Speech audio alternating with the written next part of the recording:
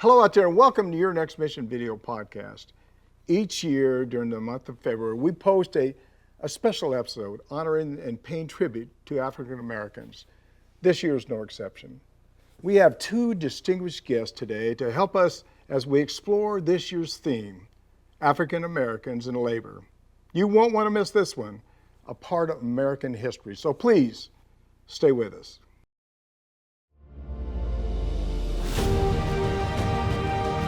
Welcome to Your Next Mission video podcast, where we tell the stories of those who have served in the past and those who are serving today. From transition to financial wellness, VA benefits to mental health, we cover issues facing veterans, active military, and their families. Now here's your host, the 12th Sergeant Major of the Army and co-founder of the American Freedom Foundation, Jack L. Tilley.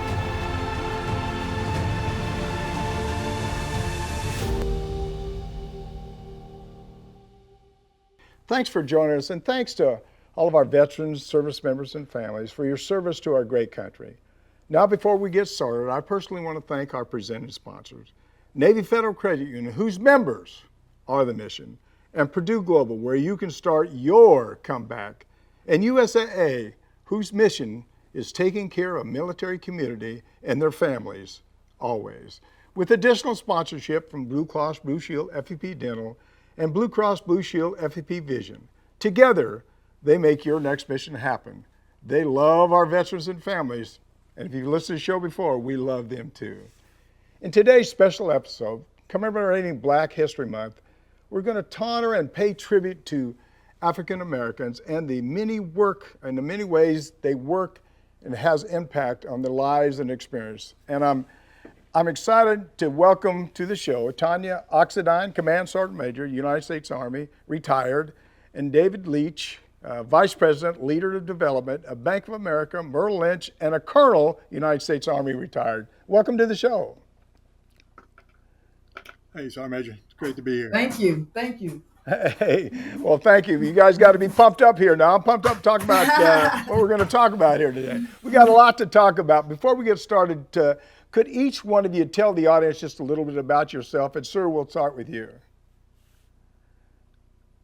Hey, Sergeant Major, thanks so much for allowing me to be here for part of a really important conversation. And before we get started, it's made even more so special by allowing me to be here with my good friend and former command teammate, Command Sergeant Major retired Tonya Oxendine. Tonya and I shared a lot of time together running down our dens around Sicily drop zone and in Kandahar, Afghanistan. It's always great when we can connect, and it's really great, Tonya, partnering with you today for our conversation.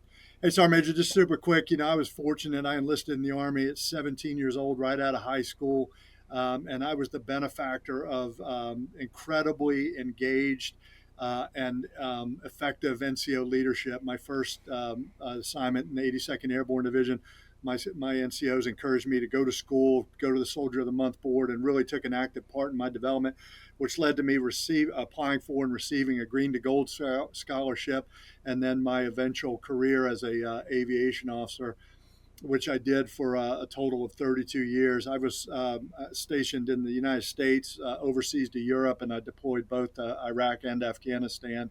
And I, spending the majority of my time when I was in the States in the 82nd, I was fortunate to command both company command and battalion command in the 82nd Airborne Division. It was really a formative experience for me as a soldier. And I did all of that with my incredible partner, Shannon, my wife of now 29 years, and our three now young adult age children, Austin, Ryan, and Megan. And, one of whom, Ryan, is currently serving as an Apache platoon leader there in the 101st Airborne Air Assault Division. Just very blessed to have such an incredible career and to be part of our nation's Army. Hey, very good. Hey, thanks, sir. Hey, Sergeant Major, how about yourself? Tell the audience a little bit about yourself. Yeah, well, like Colonel Leach, he went green to gold. I stayed with the good group, the enlisted soldiers, our NCOs. But yeah, so a little bit about myself. I grew up in a small house on a dirt road with an amazing single mother of me and my brother. And I'll tell you, when I grew up, life wasn't easy for us at all. And I think I learned how to be tough long before, the Army got a hold of me. But I knew that from a young age that I needed a way out from where I was at. And joining the Army gave me that chance for me to build a better life.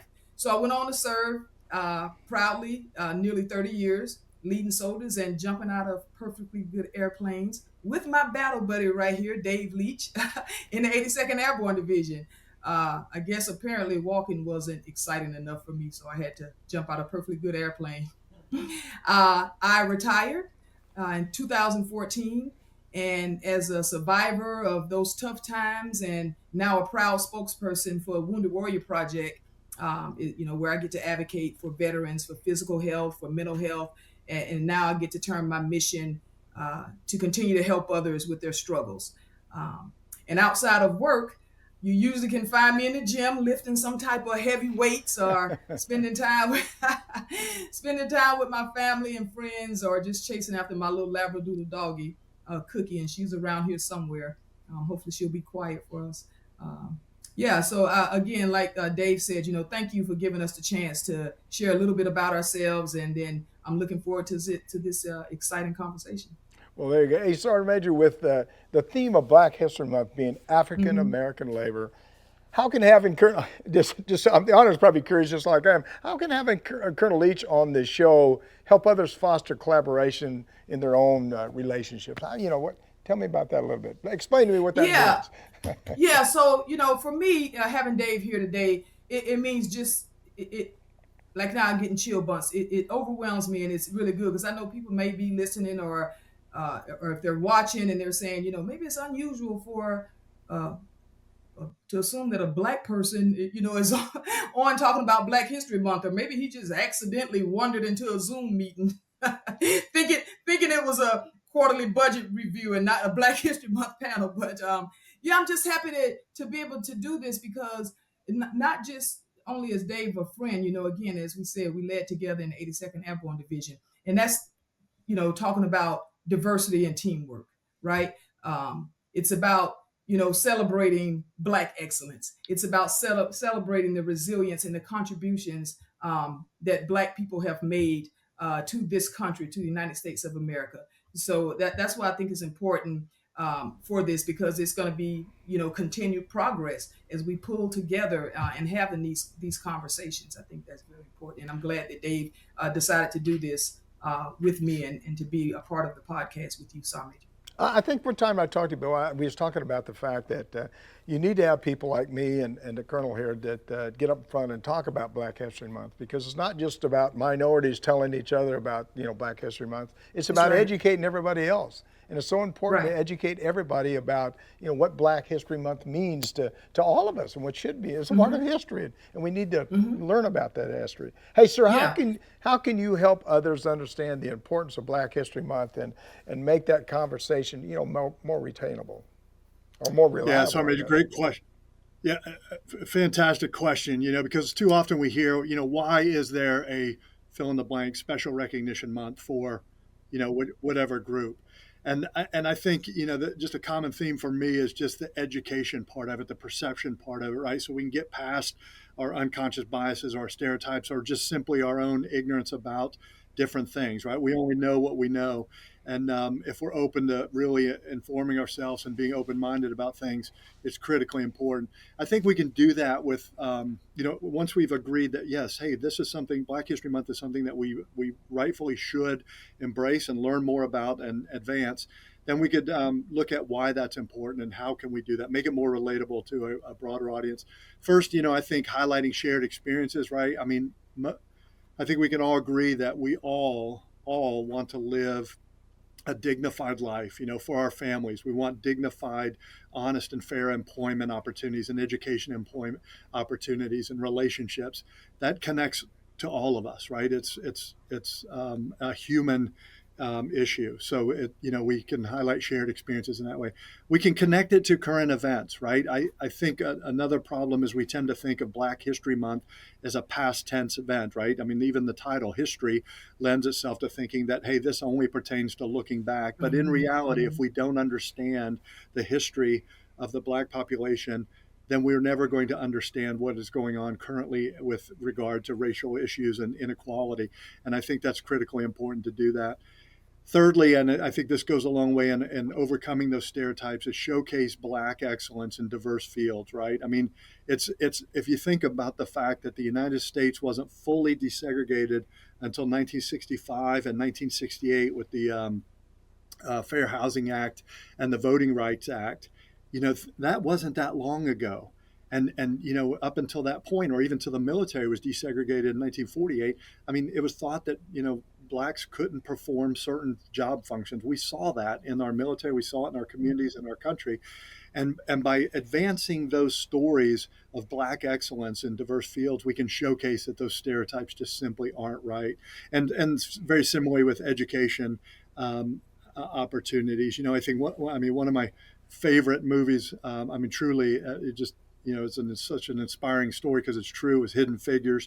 We can clearly see that, those stereotypes involving education and intellect were just simply unfounded. And by highlighting those stories during Black History Month, we can make it relatable to all of us.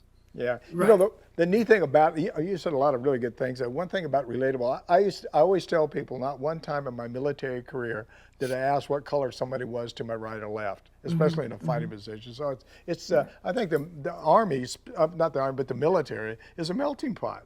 And I wish a lot of the things out of the military would sort of float over to our society a little bit more. So it's thanks a lot. You're right on target. So, Sergeant Major, do you think the conversation about fairness, privilege, and shared responsibilities can lead to a deeper understanding of African American culture? Absolutely, right? Because we talk about fairness, privilege, and shared responsibilities. And Dave just mentioned one of his favorite movies, Hidden Figures. So I want to talk about that a little bit because I think it's essential to understanding, like Dave was just saying, the African American culture. I'm not sure if you guys have heard about the story of the 6888, the Central Postal Director Battalion, and this group of ladies. The 6888 was all Black women, female battalion, and they were deployed overseas in World War II. And these women, as you can imagine, during those times, they had faced extreme racial and gender discrimination, both within the military and in society. And to overcome those obstacles, those ladies delivered over 17 million pieces of backlog mail to our troops in Europe. So that's a success story that needs to be complimented. And it took decades because it was overlooked, and to recognize the systematic inequality and to recognize the greatness that Black African Americans have achieved. Another one, I'm not sure if you guys have heard of the, I'll make sure I have to say it right because my tongue will get twisted, the Montfort Port Marines, the first Black men to serve in the United States Marine Corps. Same thing, facing racism and segregation and all this stuff. But these men were dedicated to serving their country.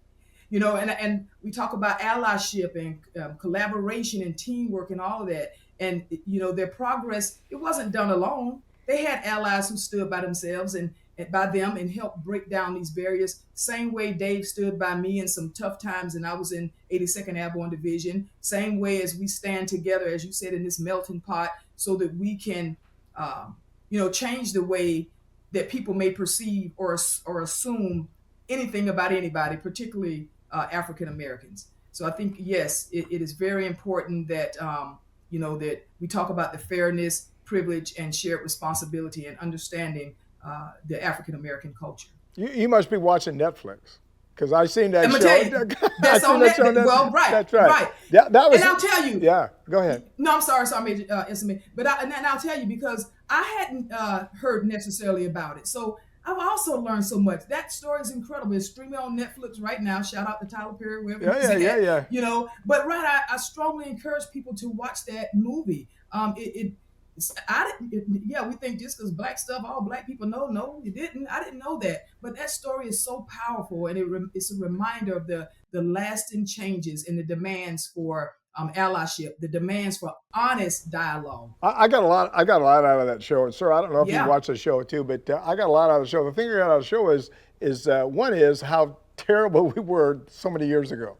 But I also said, man, we've certainly went a long ways forward. We've changed a lot of things. There's a lot of differences, and you know, I can't change what happened yesterday, but I can work on what's going to happen tomorrow. And I think that's what I got out of the show. It was a great show, and it's for the people that are listening. Again, I comment about Netflix, but it's on Netflix. You can go see it. It is, So, yeah. Hey, we have to take a short break. When we come back, I want to talk specifically about African Americans in the workforce. Please, now I know you're not going to go anywhere. You're trained service members, soldiers. You're trained soldiers. You're not going to go anywhere. I'll be right back. This is your Next Mission video podcast with me, your host, Jack L. Tilley, 12th Sergeant Major of the Army. If you're enjoying this discussion, I know you are, because we're talking about change in our country. We're talking about changes that make us all better each and every day. It's about learning about other people, other cultures. It's about making our world better for all of us. Please like us. Click on that subscribe button below, and be sure to click on the bell to receive notifications of all of our upcoming video podcast releases. I'll be right back after a word from our presenting sponsors.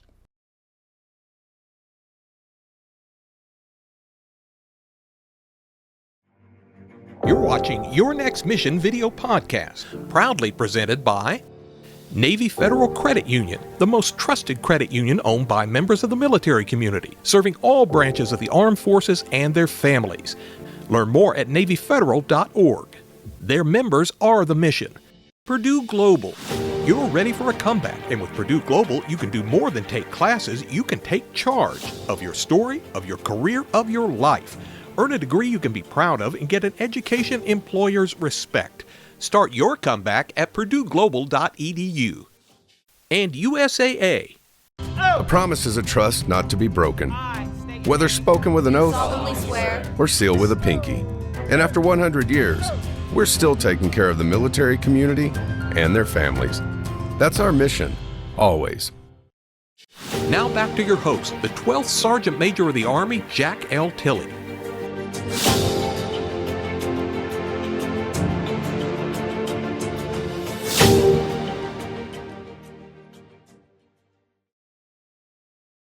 Welcome back. We're talking with Tonya Oxendine, Command Sergeant Major, United States Army retired, and David Leach, Vice President of Leader Development of Bank of America, Merrill Lynch, and Colonel, United States Army retired. Before we get back to our discussion, I want to let all of you know about a way to support the work we're doing here on behalf of our veterans and their families at the American Freedom Foundation. If you have a used vehicle you're planning to get rid of, or some property you don't have any plans for, you can donate it. Visit our website at AmericanFreedomFoundation.org/donate and click on that vehicle donation button or the home donation button to support the work that we're doing. We really would appreciate your support. Sir, how did African Americans help rebuild the economy and their communities after slavery? Sergeant Major, that's a great question, and there's not an easy answer, right? You can only imagine the environment and the challenges that they faced as they tried to do that, coming out of arguably our most darkest point in our nation's history to kind of a whole new environment, a whole different landscape for them. You know, I think if we look at some of the, pillars that we would expect to see, first and foremost, an education process, right? Something that was denied to them prior to the Civil War, and in many cases, even years after the Civil War, is getting a path or prioritizing education for a path to economic independence and equality was incredibly important. They did that in conjunction with building their local communities, right? Churches became a central hub for the community reestablishment, gave them a safe place, if you will, to kind of congregate and discuss and organize and really help regenerate their communities. Political engagement obviously was not an easy task, but slowly and surely they were able to make inroads and advance their efforts through political engagement, and then obviously through the continued labor force, right? Important roles in agriculture and industry, and taking on key roles in what we just talked about with regard to that excellence in different fields by showcasing their abilities and working hard to remain a viable and productive part of our labor force. And then finally, just organizations, kind of like the Freedmen's Bureau, that were created to assist, in the advancement of the Black community in, the post-Civil War era, played a big part in advancing their communities and their advancement. Yeah. Hey, Sergeant, a great answer, sir. Sergeant Major, how does their work still have an impact on today's society? Yeah, I mean, tremendous, right? I'll tell you right quick. I mentioned that I grew up in a small blue wooden house on a dirt road. My great great grandmother, that was passed down to her, and I could show you a picture one day, and it's just, we call them a shotgun house. It's one way in, one way out, and that's what I grew up in, and that was, being proud to have that and pass that on and pass that down through generations. Because, as most of us may realize, that after slavery ended, African Americans, we had to work hard. Our ancestors had to work hard to rebuild our communities and rebuild their communities. And the economy had to be strengthened with creativity and determination. And our African American, they were a part of that. Despite, again, as we're talking about, the racism and the few opportunities, but they started their own businesses like barbershops, restaurants, farms, just to help the Black community grow. We came out with skilled workers like carpenters and blacksmiths who helped rebuild towns, after slavery. Dave just mentioned churches, schools, and just so much in the community. And I want to talk about one inspiring leader that I was, looking up some different people and things. And this one person kind of stood out with me. And his name is William H. Krogman. And he was a former enslaved man. He became the professor of Clark University. A former enslaved man, he became the professor at Clark University. And I get a little emotional thinking about that, because that had to go up those obstacles and barriers and all that kind of stuff. And this man fought for better education and job opportunities for African Americans. He did that for us. And it's that same spirit of hard work and success that continues today with Black entrepreneurs. I'm sure maybe some of you out here in the audience have heard of the singer Rihanna. She's a bad singer, not bad in a bad way, like good bad. She's this awesome singer. She's a businesswoman. She's an actress, and she's creating jobs through her beauty business, Fenty Beauty. And it's so many others that's doing that. And and I'm just proud of that. And the U.S. Census Bureau has said that Black-owned businesses are growing faster than ever now, and we have to give that credit to our to the past, to the history. HBCUs, that's historically Black colleges and universities like Howard, Spelman, Clark Atlanta, where we're preparing Black leaders in politics, in business, in science, in arts. It's just amazing. So, to continue to fight for fairness and equal opportunity is just so inspiring, not just for me, because I don't have much longer on God's green earth, probably about 30 or 40 years left, but it's so inspiring for the future generations as we continue to push for change. Yeah, I hope I have 30 or 40 years left, but I don't know. But I also tell you, I think, listen to you both talk, I think we've gone a long way. I think we've made strides. I think we've made changes. Yeah. And I don't want to lessen up Black History Month, but also tell you that I tell people all the time, don't look behind you, look forward. And the only thing that stops you in life is you. So if you want to do something in this wonderful country, you can do it. Nobody will stop you. They may complain or don't like what you're doing for some reason. But I don't, just stay focused and keep working and doing exactly what you want to do, and you'll get it done. Hey, sir, African Americans became an essential part of the post-Civil War workforce in this country, even though they faced immense discrimination. There's no question about that. How did they deal with the racism and the tough working conditions? Do you have any idea? Yeah, sorry, Major. I would offer that, much like we just discussed, how did they rebuild their communities? And they kind of leaned in those similar areas, right? Mm-hmm. So political activism, right? Creating an awareness of the challenges that they were facing, community building, being able to lean on their communities for support and empowerment, organizing labor opportunities, forming, working with unions and different entities to help them in their labor organizing efforts. And then obviously, through legal challenges, right? We had the creation of the NAACP to challenge discriminatory laws and labor practices, including segregation. So that was all very helpful. One of the things that also we hear about, read about, is the Great Migration, right? Right after the Civil War, the flowing of Black African Americans from the South into the North, where things, quite honestly, were a little bit more favorable.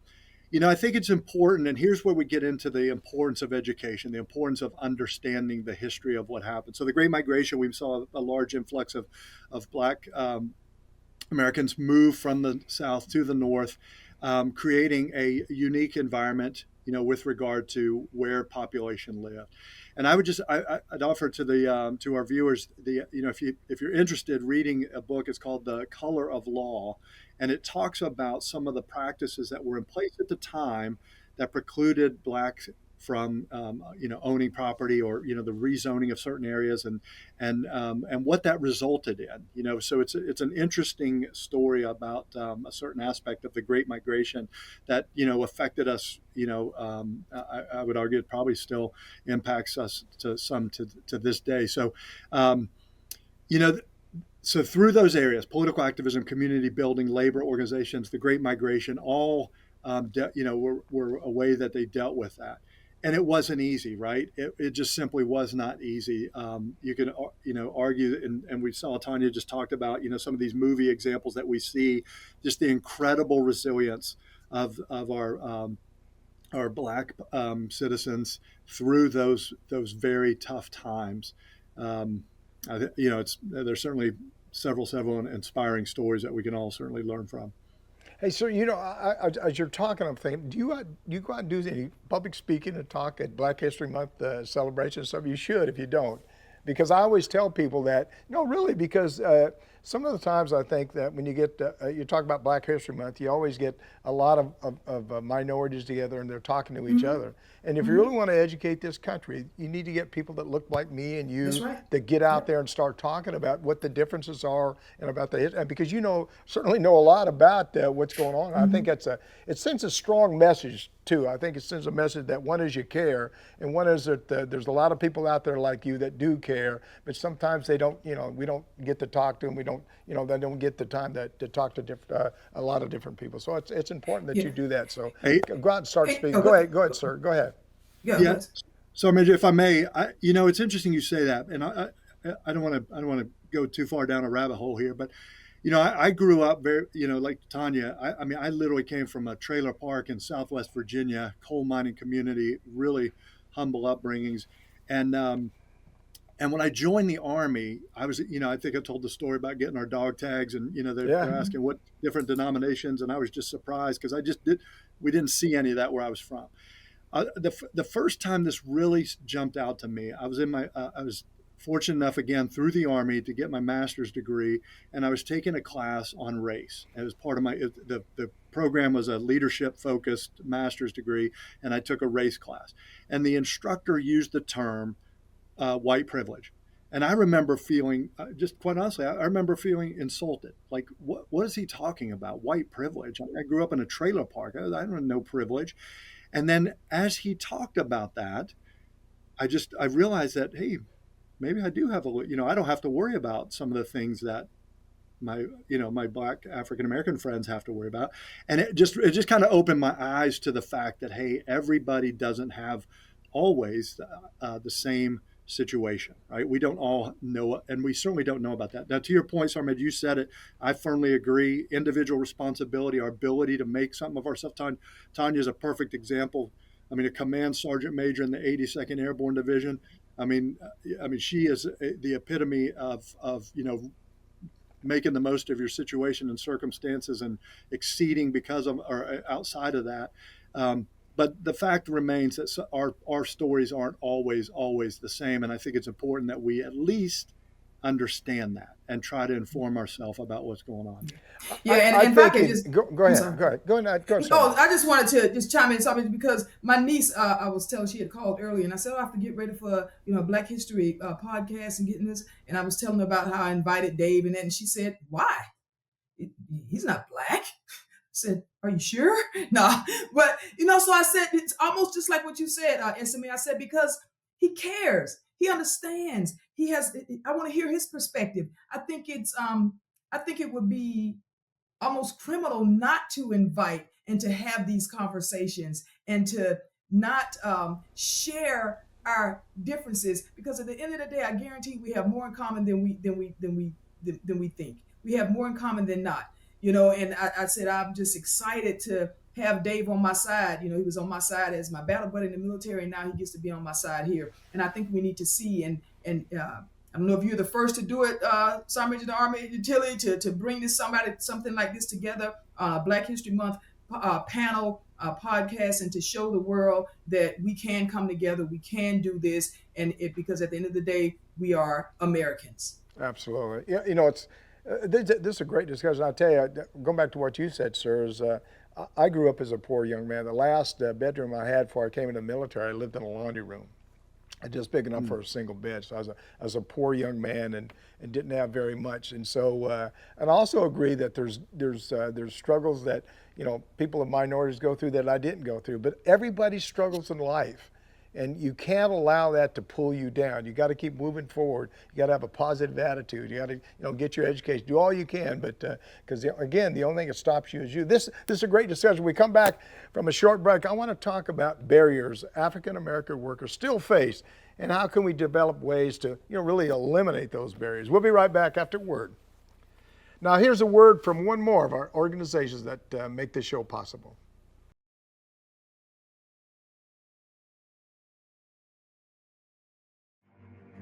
You're watching Your Next Mission video podcast, brought to you in part by Blue Cross Blue Shield FEP Dental, Blue Cross Blue Shield FEP Vision.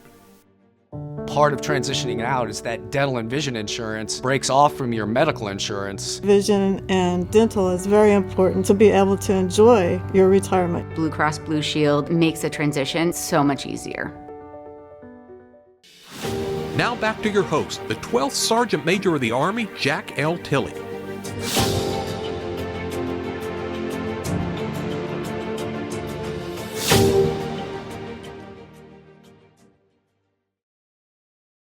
Welcome back. We're blessed to be here today with Tonya Oxendine, Command Sergeant Major, United States Army, retired, and David Leach, Vice President, Leader of Development of Bank of America and Merrill Lynch, and a Colonel of the United States Army, retired. Remember, this is your show. We know there's so many issues that directly affect you, and we want to address each and every one of them. So please, as I said, many times on the show, reach out to me. Tell me what topics you'd like us to cover. You can call or text me at 844-424-113, or send me an email at SMA Tilley at yournextmission.org. And guess what? I'll reach back out to you. Sergeant Major, what barriers do you think African Americans still face today in the workforce? Yeah, that's a really good question, Sergeant Major Tilley. I tell you, you would think that we wouldn't because of the progress and diversity and inclusion for African Americans, but we still do face, some African Americans still do face big challenges at work, unfair treatment and hidden biases that a lot of times means that African Americans are passed over for promotion or maybe even left out of important networking opportunities. And when that happens, it makes it really hard for them to grow in their careers. There are also too few African Americans in leadership roles, which makes it tough for other people to see a clear path of success. One for me is, I'm going to say, the police department, or law enforcement, and a lot of our African American, and I'm going to say males, don't quote me, no statistic, it's just from my culture, my perception. They don't want to go into law enforcement, and for particular reasons. But our people, the African American, we need to see that in our communities. We need to see Black law enforcement. We need to see more Black judges and lawyers and doctors and things of that nature, top leadership roles. And on top of that, we still have some pay gaps that exist that limit financial growth. And that's not good at all. And I know people may be asking, well, why does this all matter? Well, it matters because we have to fix the problems. Because if we don't fix the problems, it creates unfair biases, and it doesn't make space for inclusive workplaces.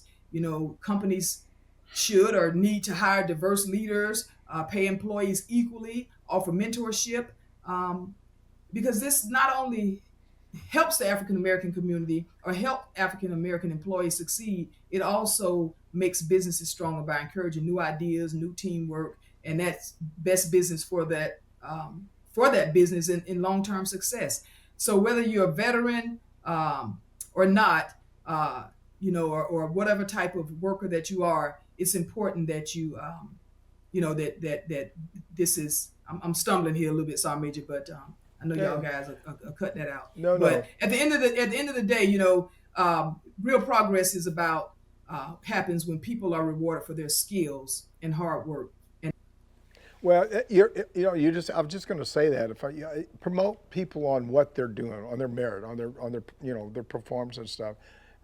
Don't promote people on what color they are, how tall they are, how old they are, how much money they got. So promote people based on what their capabilities are. And I think we're getting better at that. I don't know, maybe in some places we're bad. Even you talked about leadership too. I think we have a lot of leaders out there that want to do stuff, but it takes a long time. I think we went a long ways in the right direction, but we can't stop. I agree 100% with that. Hey, sir, how can we as Americans develop ways to really to eliminate some of those barriers that Sergeant Major was just talking about? Yeah, one of the things I think is really important, and we're seeing it, in the national conversation right now, is just the fact that we got to be careful about how we look at, and I don't want to use a label, but DEI or diversity initiatives and things like that. I wholeheartely believe in meritocracy and achieving on our merits, right? And I think the vast majority of folks do. But the simple fact is, if we're not careful, we could easily slip into hiring people that look like us and talk like us and look like us. So we just got to be careful about that. So how do we do that? Well, I think first, we have a balance, right? It's not a full scale pendulum swing one way or another. Blind hiring practices that are based on merit alone and not anything else. Unconscious bias training. Again, I just go back to my own experience thinking, hey, white privilege, that doesn't mean me. We all have a little bit of unconscious bias that I think it's just, again, if nothing else, just to be aware of, and so that we can make great, informed, and educated decisions. Mentorship programs, inclusive workplace cultures, equal pay, employee networks, and then to the point about, having leaders that look like me, that can help advocate for folks, coming up and through the workplace. I will tell you, I'm super proud of my organization. We've got employee networks that allow folks to join. We have a very robust veteran network program. We've got a Black African American professionals group and a bunch of other groups that allow people to join them if they want, right? It's purely voluntary, but it gives you an opportunity to connect with folks and have conversations and activities and do things like that. Several years ago when I first started in my role, I remember one of our senior leaders saying, "Hey, listen, this isn't just something nice to do. It's a business imperative." I mean, the recognition of, the power the Black community has, and certainly in financial services and the growing wealth in the country, and then their power in economic opportunity across the country. It's not only a social imperative; it's a business imperative. And I think, we go back to the piece of the shared humanity of it all, and this is just a piece of that, right? I mean, people want to make a living; they want to pass along their wealth to their their family members, and things like that. So, I think by being an engaged leader and focusing on it, not swinging too far one way or the other, but making it a deliberate attempt to be as fair and equal as we possibly can, making sure that, hey, did we look at the entire population that's available for this role? Then, I think we'll be able to make it, continue, Sergeant Major, as you said, moving the ball positively down the field. Yeah, I always talk about this. You got to have balance. Don't make sure that it doesn't swing too far to the left or too far to the right. You got to have balance, and make sure that you train everybody the same. And people are going to fall out. You're going to have some better and some worse, but just train everybody. I always liked the thing when I was in the military: treat everybody with dignity and respect, and just think about those kind of things. Make sure it's fair. Last thing I'll say about that: I remember sitting on a promotion board when I don't know, Sergeant Major, I don't know if you said, or you said, I don't know if you was on a promotion board, but I sat on a promotion board and they had this number about percentages where they talked about, minorities and everything, percentages. Well, they promoted everybody based on their records. And when they got to the end, they said, well, we didn't necessarily meet this percentage. And I said, okay, well, we promoted the right people. And as time went on in the military, a lot more minorities in the enlisted side, I know, started moving up into those key leadership positions because, it's a fair and equitable way that we treat people in the United States Army. I wish that our country would mirror the United States Army, our military, as much as they can. So yeah, but you're always going to have issues. You're always going to have people on both sides that'll try to screw it up a little bit. But I think we're getting better and better. Hey, this is a great discussion, and unfortunately, like everything else, got to end. I'm going to ask you: do you have any final thoughts? Anything that we might have missed, and we want to we want to tell the audience a little bit more about maybe what we talked about, or want to add on to whatever you said here today. And Sergeant Major, we're going to start with you. Go ahead. Yeah, so first I want to also talk about, I know Dave just mentioned, the company where he works and things like that, with Wounded Warrior Project. We offer employment to our veterans. We have an employment resource called Warriors to Work. So if there's any veteran out there that's listening and, having a hard time trying to find and transition, from the military and need some help with employment, we do have a program that could help with that. And with that being said, I just want to thank you, SMA Tilley, and your team for welcoming me to this important conversation. It's been an honor to share this space and reflect on power, resilience, and progress. And definitely a heartfelt thank you to my friend Dave for openly sharing his insights and perspectives. I appreciate that, and I appreciate him saying yes when I called him to do this with me. This discussion, it just reminds me how impactful it is when we come together to listen, to learn, and to lead. And if there's one message I could leave with you, it would be this: to honor the past, to take action, to build a future of equity and justice together. There you go. Sergeant Major, I thank you for coming on the show. Like always, you did a tremendous job, and I appreciate all you do and all you continue to do. Sir, any final thoughts, anything you want to share with the audience? Yeah, listen, hey, if you'd have asked me 15 years ago, I'd be on a podcast with a former Sergeant Major of the Army, I would have, I said, there's no way. I'm lucky not to be, being chaptered right now. I'm just now want to talk with the Sergeant Major of the Army.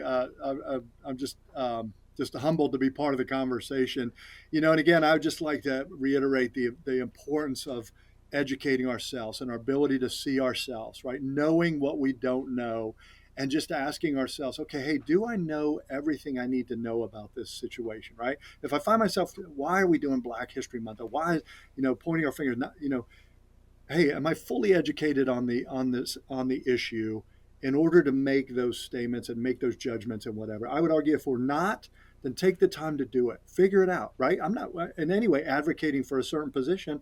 I'm just advocating that we take the time to learn so that we can make informed decisions and have informed conversations within our communities, on our social media channels, with our friends and family. Because I think, we see all too often that simply doesn't happen. I'm humbled to be part of the conversation. I'm honored to, Tonya, for you to have asked me and to be able to partner with you again. I look back at my military career and I think of not the experiences of what I did, but who I knew and who I was fortunate and blessed to serve with. And they made me the leader that I am today. And, I absolutely don't forget that. So thank you. Thank you both and the entire team, Sergeant Major, for allowing me to be here. Yeah, well, I certainly appreciate you coming on the show because you're a wealth of knowledge. And I was impressed when you was talking about all that information. I said, well, oh, Lord, I got to go back and do some research here. Well, the one thing is again, when you come into this country as a little kid, we was talking a little bit a while about kids, and kids are so pure. and they don't see all the faults and all that other stuff. And I wish sometimes we all could be like kids and look at the good in life and look at the good in people. And when I talk to you too, it really makes my heart pump with joy, because I know there's a couple of people I'm talking to right now that really care and want to make a difference, not only in this country, but in their society, in their life, and in their culture. And I appreciate you guys being with us today, and I appreciate you coming on the show. Thank you, SMA. All right, thanks a lot. Thanks again to Sergeant Major Retired Tonya Oxendine and Colonel Retired David Leach for being with us today. I'm Jack Tilley, 12th Sergeant Major of the Army, and you've been enjoying Your Next Mission video podcast, and thank you for joining us. Log on to our website at yournextmission.org and leave me a review. Hopefully it's a good one. While you're there, you can visit our nonprofit and corporate partners who have jobs and services available that can assist you in your transition from the military. And check out our job board in partnership with Recruit Military and Upline, where you can create your own personal profile that will match you with just the right job in real time. You can follow me on my personal social media pages: Facebook, X, Instagram, YouTube, LinkedIn, and Rumble. And if you like what we're doing with Your Next Mission, please click on that subscribe button below. Don't forget to click on the bell to receive notifications about our upcoming video podcast. Remember, we want to hear from you. Please leave me a message or send me a text at 844-424-1134, or send me an email at SMA Tilley at yournextmission.org. Thanks again to Sergeant Major Oxendine and Colonel Leach for joining us today. And I would tell you, I am so pumped up. See, it's about change. It's about life. It's about God. And guess what? It's about our country. And it's about learning about each other and the differences that we may have. It's about treating people with dignity and respect. So you don't live in your own world. We live in a world together, and we need to treat everybody the same each and every day. And it's important for us to live. They talk so much about education, about struggles, and everything that people go through. I would just tell you, learn, education, know people, treat people the best that you can each and every day. And we have the best country in the world, and we're going to get better and better and better each and every day. But it's because you are making a difference. Thanks for watching.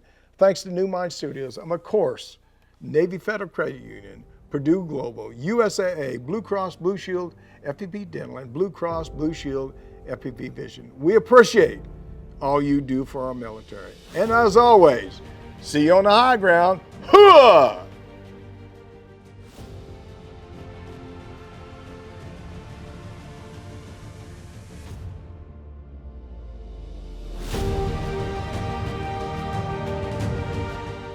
You've been listening to Your Next Mission, brought to you by the American Freedom Foundation. Learn more by visiting yournextmission.org.